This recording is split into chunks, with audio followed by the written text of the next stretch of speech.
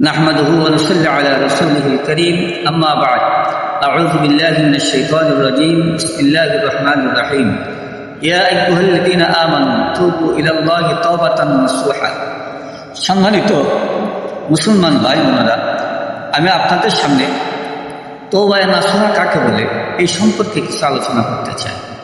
আল্লাহ রাব্বুল আলামিন বলেন, হে ঈমানদারগণ, তোমরা তওবায়ে নাসুহা করো।